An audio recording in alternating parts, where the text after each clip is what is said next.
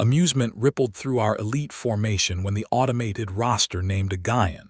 We stood inside the cold metal staging vault of simulation grid Omega-9.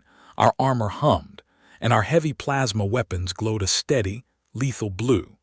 The human recruit was late. Squad leader Gorvan adjusted his shoulder cannon, letting out a sharp puff of sulfur that turned the air acrid.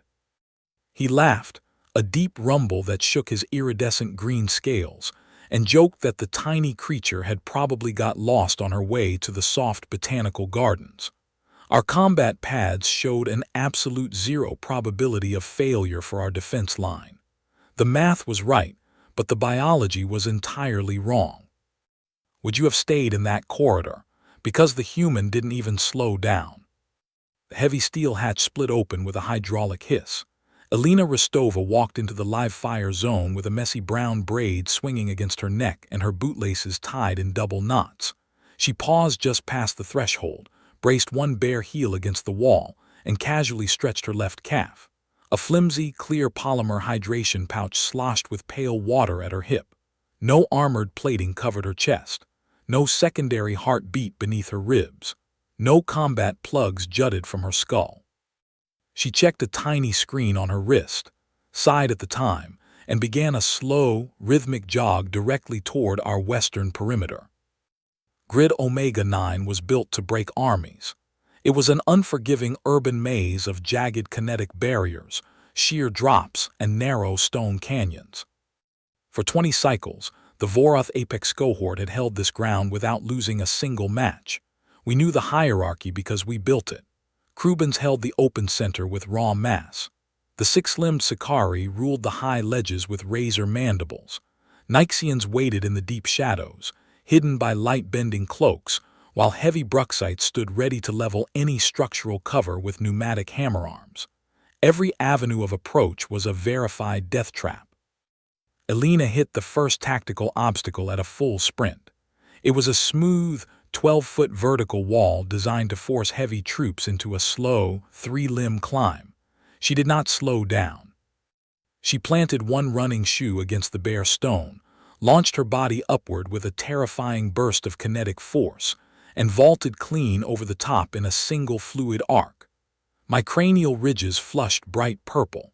The tracking algorithms on my datapad glitched, trying to calculate how a creature with such low physical mass had generated that amount of upward momentum. High above the street, the Sicarii warrior vest dropped from a metal gantry, her mandibles clicking as she lunged for a close-quarters strike. Elena didn't reach for a blade. She simply ducked beneath the swinging claw, caught Vess by her primary wrist segment, and twisted. There was a loud, wet crack as the human used the alien's own downward weight against her. With a short, sharp heave, Elena wrenched the heavy plasma repeater straight out of Vess's socket joint and slammed the stunned warrior flat onto the iron grating. Down in the main plaza, Rorn noticed the fall and swung his pneumatic hammer arm, aiming to shatter the concrete beneath Elena's feet.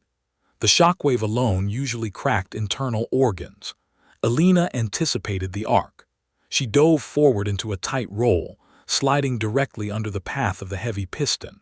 Before the Bruxite could reset his balance, she delivered a focused, two-handed strike to his primary knee actuator. The walking tank groaned, his joints buckled, and the massive Bruxite collapsed under the sheer weight of his own armor. I checked my tracking screen, my claws gripping the plastic frame so hard the glass began to spiderweb. No warning, no declaration, no chance to escape. Elena was moving at a steady, unchanging pace, her breathing regular, her movements clean. The air grew freezing cold as Scylla's, our Nyxian stalker, crept toward her flank while perfectly cloaked in optical camouflage. Elena stopped for exactly 2 seconds behind a cracked concrete column. She didn't look around. She merely reached down, adjusted the tight plastic valve on her hydration pouch, and listened. She tracked the silent, microscopic displacement of air currents through the narrow corridor. Elena spun on her heel, raised Vess's stolen plasma repeater, and fired 3 blind, stunning shots into the empty air. Scylla's gasped as the energy bolts overloaded his cloak, dropping him out of hiding. Gorvin roared into the squad comms, his voice shaking our headsets as he ordered the ultimate fallback. We had to abandon the perimeter and form a concentrated choke point inside the narrow eastern tunnel. We funneled the Gaian into a dark corridor and unleashed a continuous, overlapping barrage of paralytic energy beams. It was a literal wall of crackling blue electricity. The heat from the volleys singed the air, burning just inches above our positions. Nothing could survive the crossfire. Alina did not retreat, she accelerated. Dropping into a low, brutal slide that should have stripped the skin from her knees, she slipped entirely beneath our primary volley. The blue light flared against her face as she launched herself sideways off a jutting structural pillar, grabbed an overhead maintenance pipe with one hand, and vaulted directly behind our defensive line. In 3 seconds, our undefeated legacy was reduced to a pile of twitching heaps. Our line was broken. Our legacy was gone. Our pride was crushed.